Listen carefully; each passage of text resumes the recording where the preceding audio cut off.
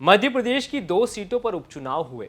केंद्रीय मंत्री शिवराज का अभेद किला बच गया, लेकिन जिस पर बीजेपी के साथ साथ रामनिवास रावत को उम्मीद थी, वह सीट विजयपुर बीजेपी के हाथ से चली गई।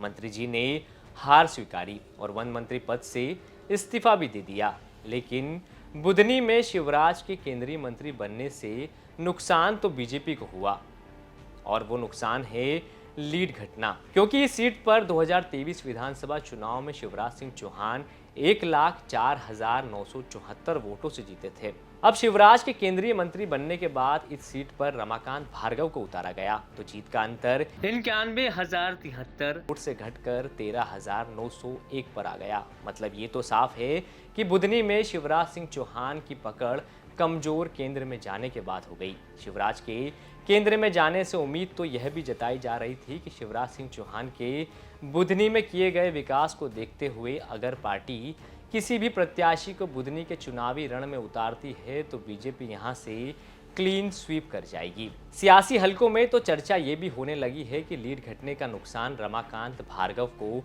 चुनावी मैदान में उतारना भी एक फैक्टर रहा है। जातिवाद और गुटबाजी के अलावा रमाकांत भार्गव को टिकट देना भी वजह कहीं ना कहीं मानी जा रही है, क्योंकि 2006 में राजेंद्र सिंह राजपूत ने शिवराज सिंह चौहान के लिए बुधनी सीट छोड़ी थी। राजेंद्र सिंह चौहान भी भार्गव की तरह ही शिवराज सिंह चौहान के करीबी नेताओं में से एक है। राजेंद्र और उनके समर्थकों ने रमाकांत भार्गव के नामांकन के बाद भी खुलकर विरोध किया था। राजपूत के समर्थकों का कहना था कि 2006 में शिवराज सिंह चौहान के लिए उन्होंने अपनी सीट छोड़ी थी, इसलिए शिवराज सिंह चौहान को वापस राजेंद्र सिंह राजपूत को अपनी सीट वापस दे देनी चाहिए, लेकिन ऐसा नहीं हुआ। विरोध के बावजूद भार्गव चुनावी मैदान में डटे रहे। एक और वजह की चर्चा होने लगी है, वो है राजकुमार पटेल। शिवराज की तरह ही ओबीसी समुदाय से आते हैं, इसलिए माना जा रहा है कि वोट भी बढ़ गया। फिलहाल बीजेपी ने कैसे भी हो बुधनी तो फतह कर ही ली, मगर एक चर्चा ये भी होने लगी कि शायद अगर शिवराज सिंह चौहान के बेटे कार्तिकेय चौहान को इस सीट पर उतारा जाता